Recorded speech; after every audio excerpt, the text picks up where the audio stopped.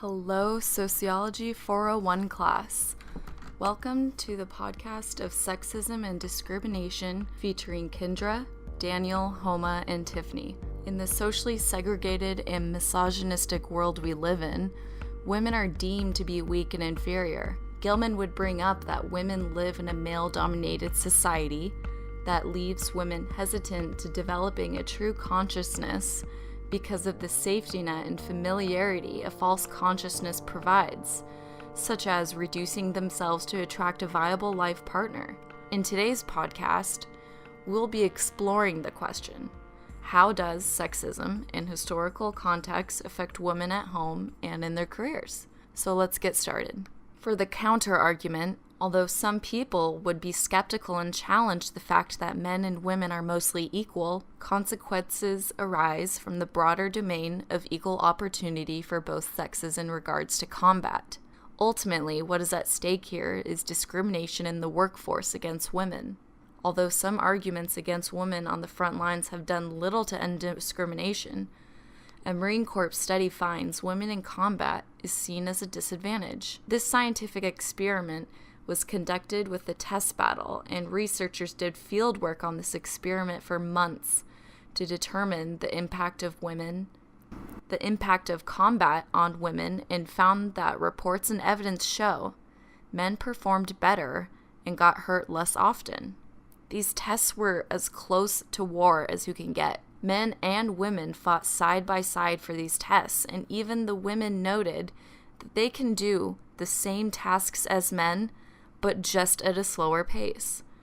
In this experiment, the men performed significantly better than women in all physical tests. However, 2 women passed the Army's toughest test to become Rangers. Although the standards should not be lowered for women, it is undeniable there are biological differences in which society treats men and women differently. For example, men are more likely to die from work accidents, men are the only sex required for military draft, and men can receive harsher punishments for the same crime women commit. Because men and women are different, we are treated differently in society. This is not to put so much weight on the term equality, but to be fair and to be treated with respect and dignity. Now, why women are equal to men, equality amongst men and women does not only signify same opportunities within the workplace, but it can also be applied as equal distribution within the household. A study done in Australia shows on how not long ago, women have the same job opportunities as men, but are unpaid for the labor done at home, and today that has all changed. The equal distribution of job and house duties between men and women creates a better significance of the word equality. It structures the balance of the work and family debate. Women are approached as the housekeeper, coming home from work and taking care of all of the house necessities. The study demonstrates that a life without the balance of time working and house responsibilities can seem to interfere with men and women's productivity in the workforce. It verifies the fact that Striking for Balance campaign actually portrays an immense value for the everyday of men and women leading towards the idea of shared work value care. The difference between men and women in society are unknown, for they both are productive.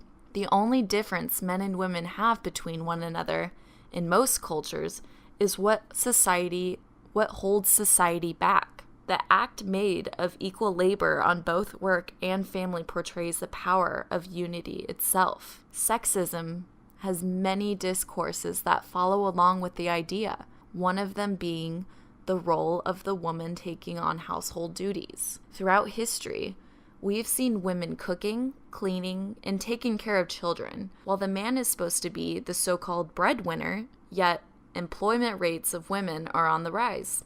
According to the article, Gender Inequality at Home is Associated with Poorer Health for Women by Frida Eek and Anna Axman, I apologize for the mispronunciation, They explain the negative biological effects of working women when the household duties are not distributed equally between both her and her spouse.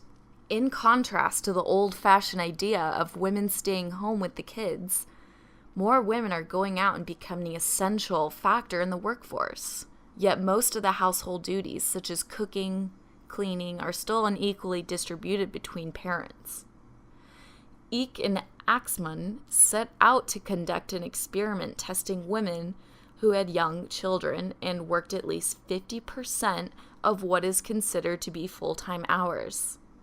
They questioned these women about their family, home, and workplace, along with their amount of stress and overall health, in hope to find some correlation. A sample question from their questionnaire reads, "Who of you or your partners does most of the daily household duties?" With answers ranging from, "I mostly do the household work," to "My spouse mostly does the household work." They found that most women reported that they carried out most of the household duties. After much research, they found that unequal division of household duties heighten the stress level and impair mental health of women that are occupationally active. Unequal division of labor not only raise the risk of working women to become more stressed, but can also lead to lack of leisure and relaxation time, which in result can allow women to become more at risk for poor health. Since employment of mothers and wives continue to rise in our society, it is important that we start to push away from sexist ideals and start equally dividing the household duties of both man and woman. Charlotte Perkins Gilman was a sociologist who lived from 1860 to 1935. Gilman focused mainly on gender stratification and argued that the gender division of labor in society was the result of economic arrangements. These economic arrangements produced what Gilman refers to as a socio-economic arrangement.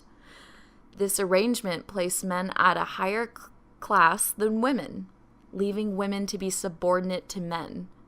Gilman believed that the socio-economic arrangement of man being the breadwinner and women being the homemaker was inefficient and unproductive, solely exploiting women. Gilman makes the connection that the domestication of women in the household is similar to that of the domestication of farm animals. When a farm animal has been raised as a domestic animal, it can no longer survive in the wild, and releasing it out to the wild will only bring upon failure of this animal.